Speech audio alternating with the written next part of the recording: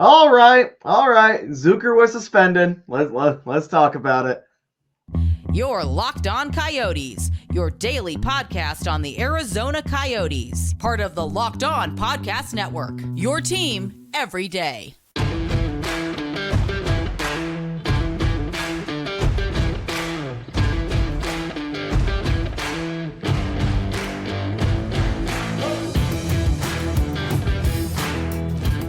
Welcome to the show, everybody. This is Locked On Coyotes, #1 daily podcast on the Arizona Coyotes. I'm your host, Robyn Leonio, alongside Matthew Jacobson. I want to thank everyone for making this show your first listen every day. We are free and available everywhere you get your podcasts, including on YouTube, SiriusXM, and ad-free on Amazon Music.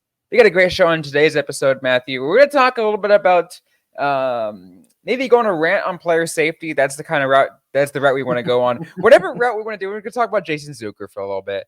We also do have a preview to get to. I know later today, the Arizona Coyotes against the New York Islanders for the final time of the season after playing only like at the beginning of the season. But we'll get to that in a little bit. Let's start talking about Jason Zucker, Matthew, because in the game against the Florida Panthers, Jason Zucker laid a hit on Nick Cousins, who previously just, seconds before, laid a hit on Juuso Välimäki, and there was a call made. Penalties get assessed, but Zucker gets the, pretty much gets the full force of it, including a 3-game suspension is handed down by the NHL Department of Player Safety. Yeah, honestly, I was expecting 2 or 3 games.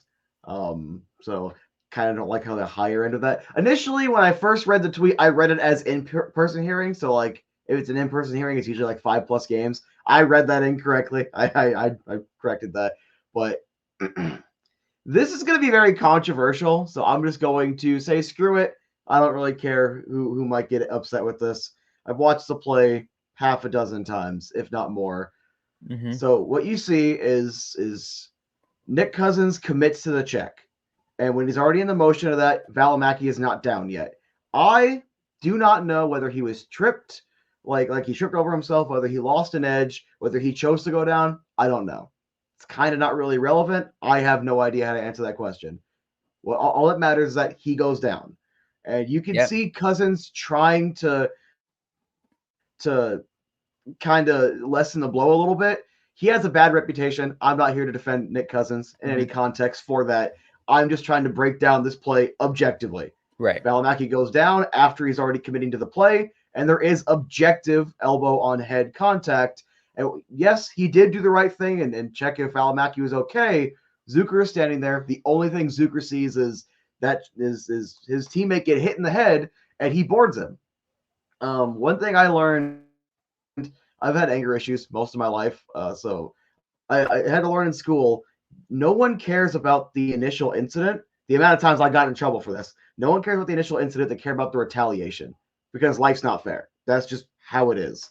Unfortunately, the refs are, because the hit happened, there's commotion, they're looking over there, he gets the call. They review it, he gets the major and the match penalty, and then obviously he was going to get a suspension. It's a little... I will say this, it's somewhat inconsistent with suspensions because sometimes you get the match penalty and there's no suspension. Sometimes there's no penalty, you get a suspension. There is a conversation to be had there. I don't feel qualified to talk about it. I do feel qualified to talk about this play. Cousins should have got something. Zucker did right by his perspective of standing up for his teammate, but he still did blatantly board Nick Cousins. He was always going to get suspended for it. 3 games might be a little harsh, but he did earn a suspension. Absolutely, you are right. He did, and if you are a Coyotes fan who is mad about it and says he shouldn't have been, just take a look at it again. Try to look at it from a purely objective standpoint. I know you're Coyotes fans; it's hard to, but also just take a look at some of the basic stats. You talked about the match penalty stuff. I can guarantee you, I'm pretty sure. Again, I could be wrong, but based off of my own research from previous years, a match penalty always, no matter what, is a guaranteed, at the very least, 1-game suspension. So you always have to be suspended the very next game. It's up to player safety exactly how long of a suspension it will be.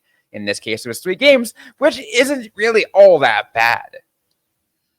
I mean, especially since Zucker doesn't have a history of it.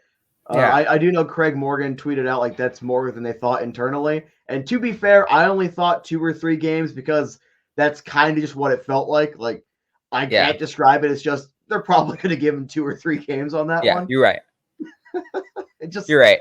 It just sucks. Like, the situation sucks overall. It does suck. And the thing that I think that makes it suck is the fact that, and I think you can agree with me on this, is because the hockey is such a fast-moving game.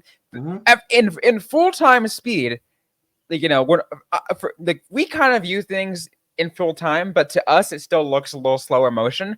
When you're on the ice, things happen a lot quicker than you can imagine. So, like, as you can imagine, as you're talking about, Zucker just saw, he saw one thing and all of a sudden, the hit was made.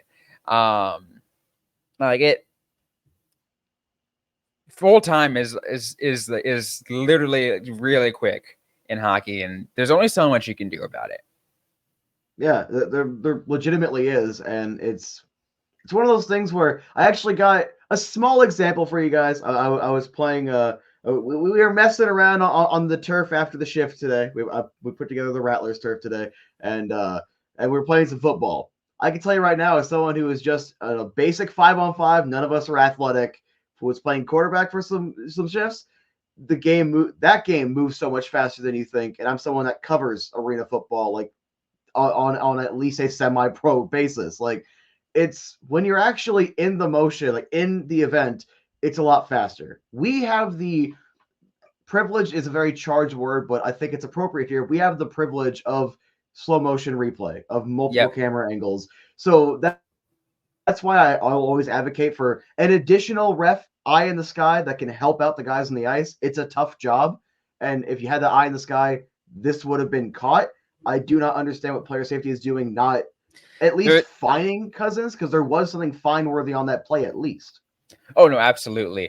And I feel like that's the thing. People might say, there's someone out there that's going to say, because Cousins wasn't given a penalty in the first place, it wasn't looked at. That's not true. NHL player safety can look at any kind of hit, any kind of situation, penalty or not, and assess what they think should be fair. At least should be fair, because you can give whatever beliefs you have of NHL Department of Player Safety. It's absolutely terrible. We hate that department. But you don't need a penalty to decide it. They can look at something and be like, yeah, we should take another look at this and provide a hearing, because that wasn't so good. So yeah, refs may maybe not make a call in the immediate, but player safety is there to make sure that stuff like that doesn't happen again. And again, quote, make sure, because it's still going to happen. And player safety is very extremely inconsistent. Yeah, I feel like they are and they aren't. So I watch a lot of the Hockey Guy on YouTube, and like this is kind of how I learned a decent amount about how this works. That's why you're probably going to notice my terminology is borderline the exact same. Like, there have been times, like, over the course of like watching his videos, where like there wasn't a penalty on this play, guy still gets a game. There was a match penalty, the guy might just get a fine. Like, it feels like it's so consistently inconsistent, and it frustrates a lot of people. And usually, no one's happy with the system. And in this case, I think, in my opinion, I think I'm qualified to say this. I think the mindset behind the 3 games was, it's a retaliation. We want the retaliation out of the game. If you want to talk about the Hartman situation, you're not allowed to use anything that is captured via a microphone that was signed by the union in like 2004 or 2005. Yeah. And not only was it a retaliation, but also it was a very blatant boarding. Like, there's no other way around it. Like, it was a penalty, and it's a suspension, and like, it's something that should be called and reviewed by player safety. like I said, it's just the department is inconsistent, and the same play by a different player or by in a different situation, whoever's reviewing it, whether it's George Peros or not, can be from a 3-game suspension to a 13-game suspension to just a fine. I really don't know what it is at this point. Kind of pick a rabbit out of a hat, it feels like, and then like some guys, like in this case, Cousins getting nothing probably adds more salt to the wound. It probably creates more of the animosity. It probably makes more people upset and more emotionally charged about the situation, because it does see it doesn't even seem like I think we can comfortably say on this show, I think we can agree on this, it is unfair. Unfortunately, that's life for you, baby. Life is not fair. I had to learn that at a young age. I had to learn that when I'm sitting in school suspension, when someone else hit me and I punched him back. Like, that's just life. They only care about the retaliation, and I do agree with suspending Zucker because of the retaliation. I just think it was maybe a little harsh, and there also should have been something on Cousins. That's just the kind of TLDR my thoughts here. It's just a really, frustrating situation overall. Awesome. We're gonna keep talking about this on Locked On Coyotes. We're gonna get some final thoughts about this suspension on Jason Zucker. Take a look ahead. Arizona Coyotes versus New York Islanders. That's gonna be tonight. We're gonna talk about that right after a quick word from our sponsors on today's show. And today's episode is brought to you by Sleeper. A new NHL season brings all sorts of possibilities. Clayton Keller can score 50 goals. The Arizona Coyotes can make these Stanley Cup playoffs. And you can win big by playing daily fantasy hockey on Sleeper, the official daily fantasy app of the Locked On NHL Network. Sleeper is our number one choice for daily fantasy sports, and especially daily fantasy hockey. Because with Sleeper, you can win 100 times your cash in daily fantasy hockey contests. All you got to do is pick whatever players you want to win to get that 100 times your money. You play alongside your friends. More than just hockey, NFL, NBA, and MLB, college football all on Sleeper. You can talk on a group and team chat functionality. Entries can be made in under a minute. All you got to do is pick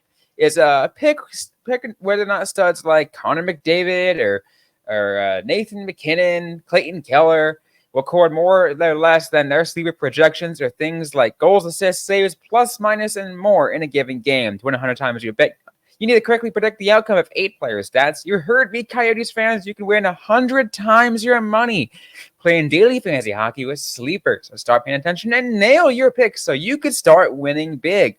Use the promo code LOCKEDONNHL and you get up to $100 match on your first deposit. Terms and conditions apply. That's code LOCKEDONNHL. See Sleeper terms of use for details and locational availability.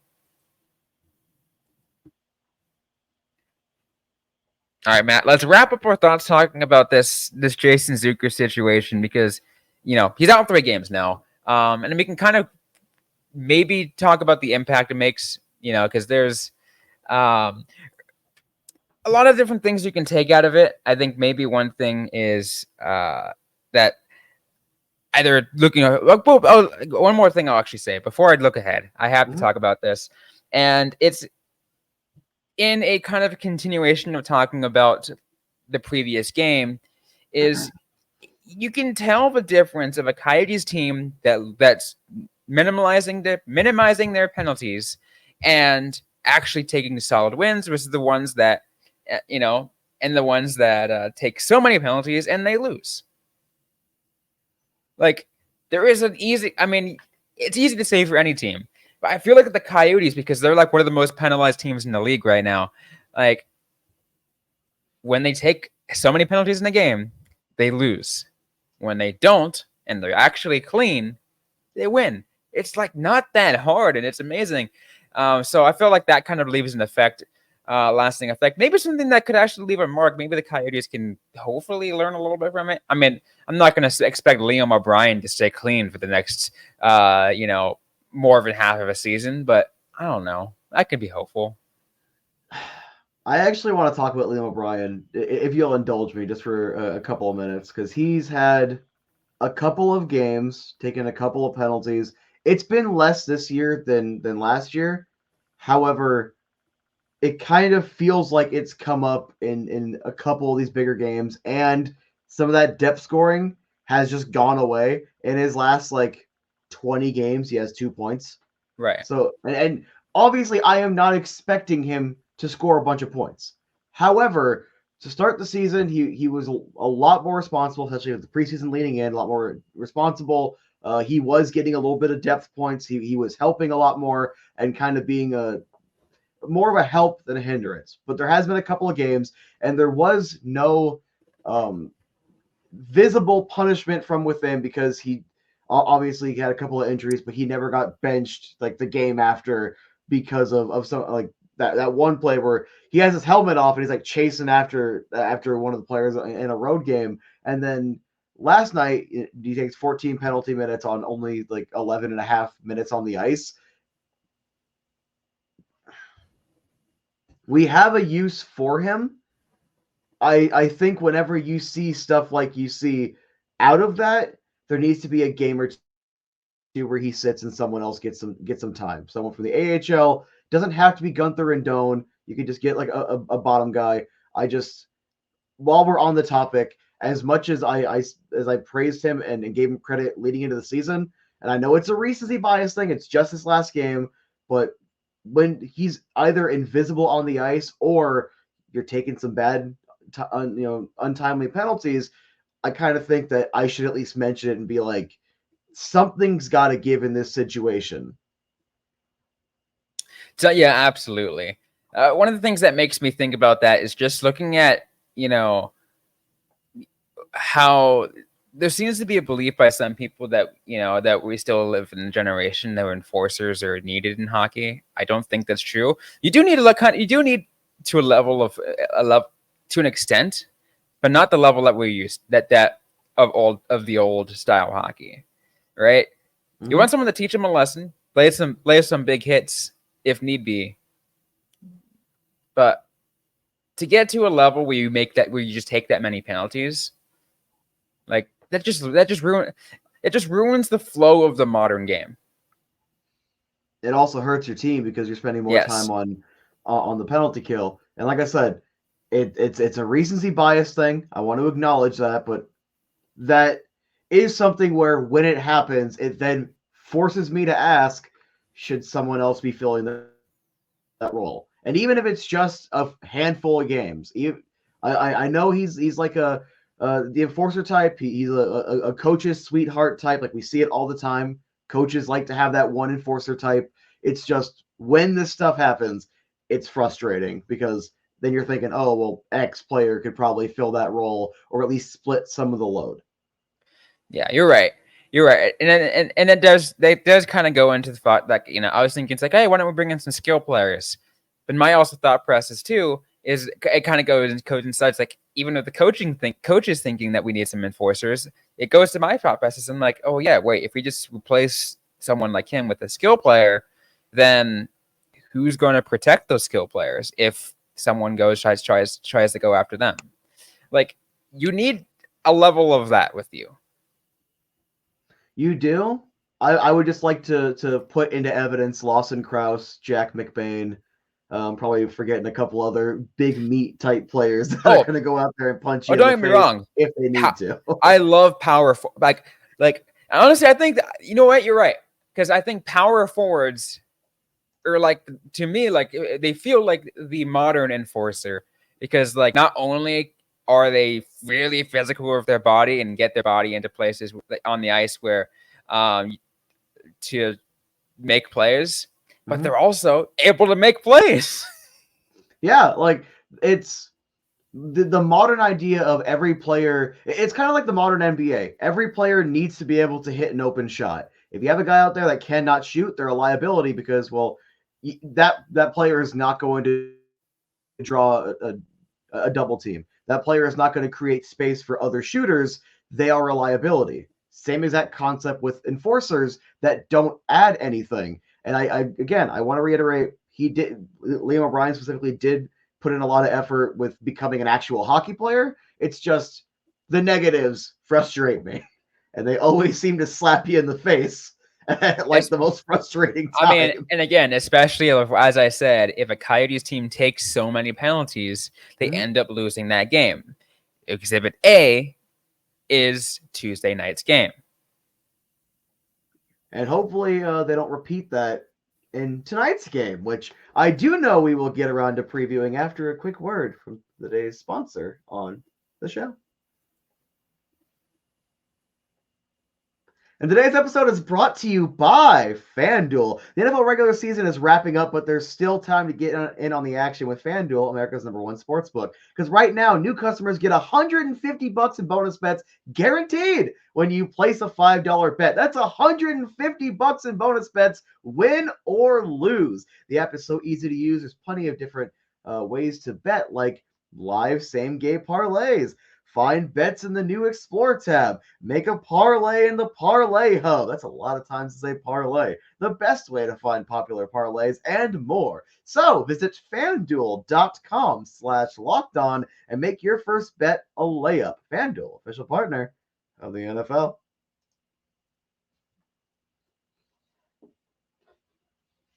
All right, let's get to move on from talking about some of the negative stuff. Matthew, let's talk about tonight's game. Arizona Coyotes versus New York Islanders.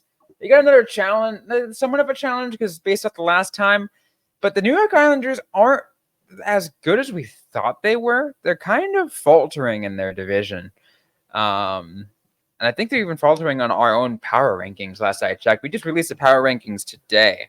And I want to see where we had. Can I just interject real quick with like a 30-second rant? Just indulge me. NHL, hi, hello. Someone who takes physical notes on the games, all right?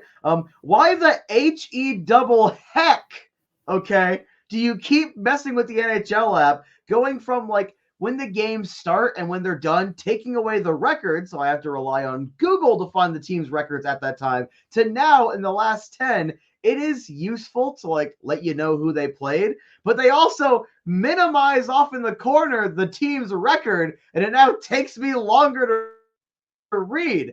Whoever is designing your stuff, here's a free suggestion. All right, the exact same thing, Islanders, their last 10, and then have a little button that can give you a little scroll down menu.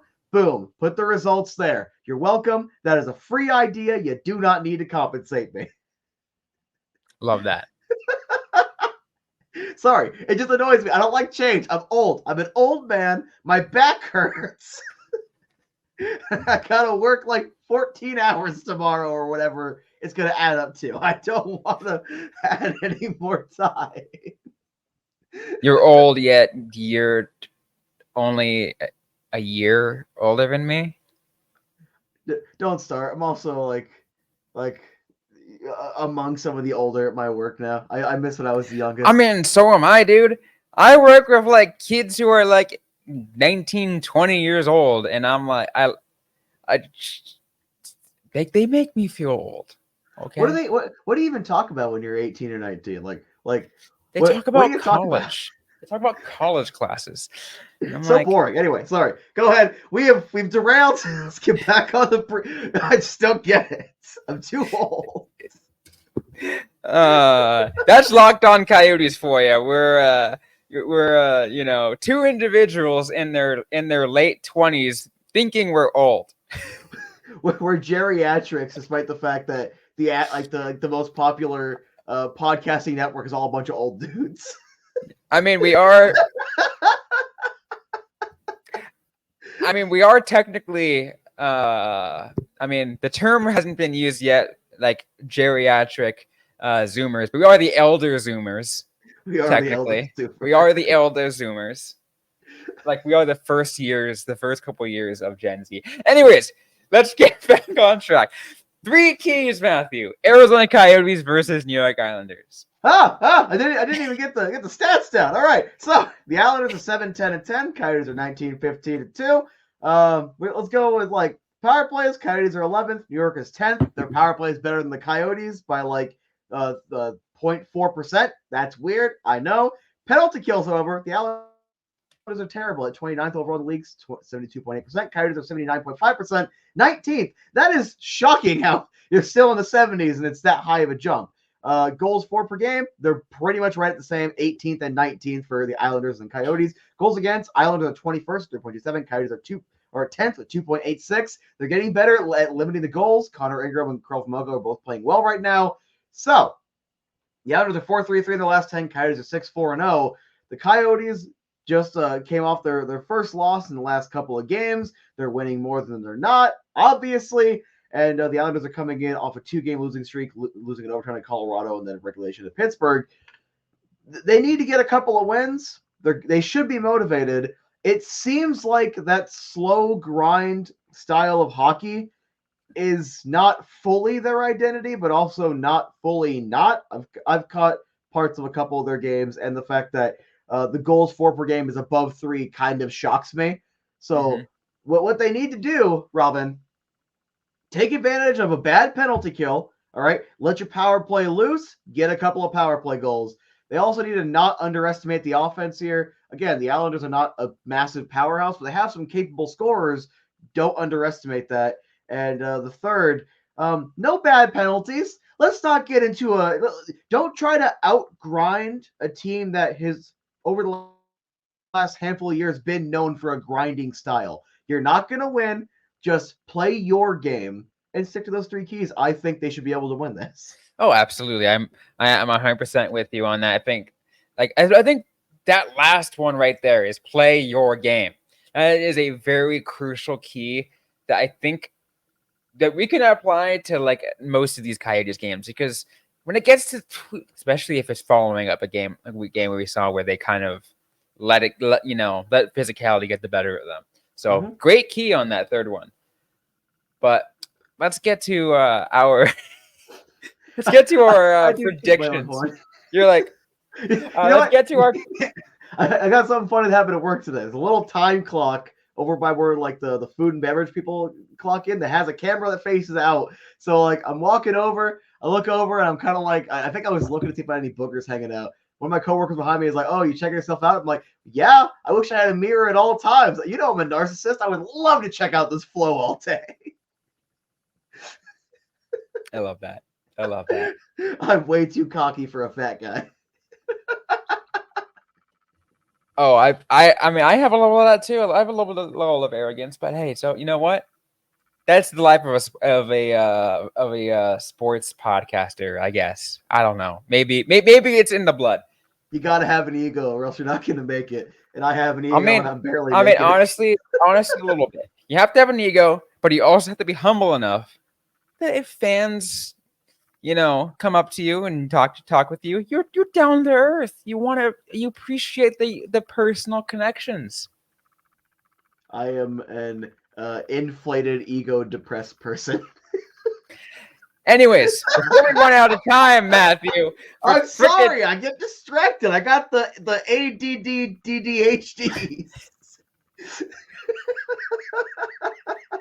FanDuel picks of the game. Arizona Coyotes on the puck line only are underdogs at plus 1.5. So 1.5 underdogs at minus 265 for the puck line bet. Money line. New York Islanders minus 110. Arizona Coyotes minus 110. Over total points, Matthew, I'm going to throw you a curveball here. Okay. 5.5.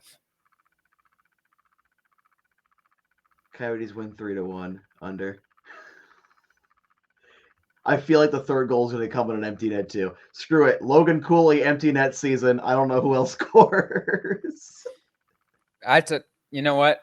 That's fair, especially since the last time they went against each other. What was it, like 1-0, 2-0, something like that? Let me double check. Actually, I'm pretty sure that's what it was. Let's see. Coyotes versus Islanders. Will you give me a history? Or is it just this game? If you want to fill up some time while I'm back checking this, Robyn. It was 1-0, October 17th, 2023. You are correct. It was a 1-0 game, and I think the Islanders. See, my memory is strong like that. Because you're young. I'm old and geriatric, and I realized how bad I am in sports today. playing football for an hour and I almost died. And you know what? Someone up in the press level cheered when we scored a touchdown. I don't know if Coach Kevin Guy saw me fall on my face. I'm terrified. You know what, though? I mean, that's still better than me. You saw me last night on the ice. I was freaking whipped on the shot. I was gonna tell her that I could roof it better than her while holding a left-handed stick right-handed.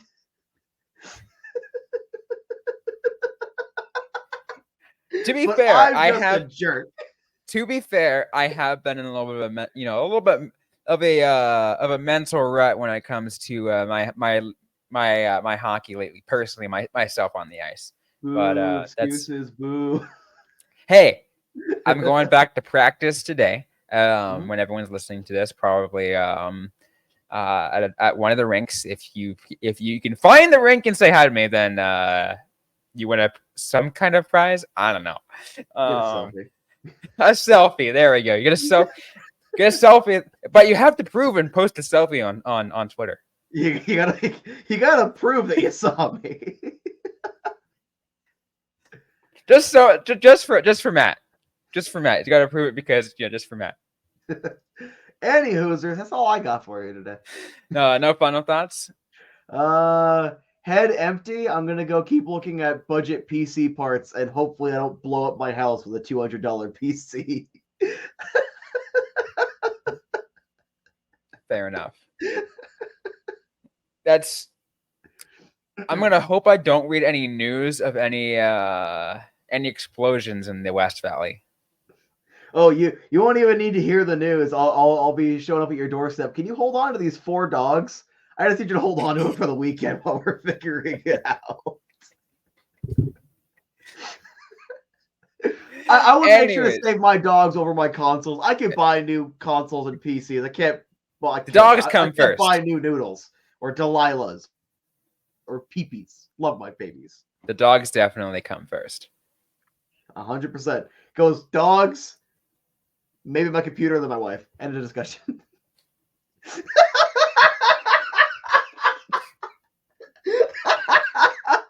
I'm sleeping in the office tonight.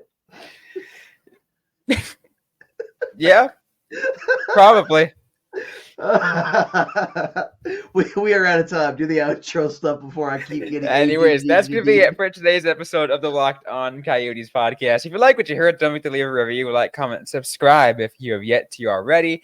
We're available everywhere you get your podcast, including on YouTube, SiriusXM, and ad-free to our Amazon Prime subscribers on Amazon Music. Don't forget to interact with us on social media. We're on Facebook, facebook.com/LockedOnCoyotes, on Instagram at LockedOnCoyotes, and on X at LO_Coyotes. I am personally at Robyn_Leonio. Matthew Jacobson is at the Easy Sports Guy. Interact with us, ask a question you might have. We might answer right back on a future episode of the Locked On Coyotes podcast. Thanks again, everyone, for listening to today's episode. Hope you guys are staying safe out there. Hope you guys are staying healthy. And don't forget to howl on.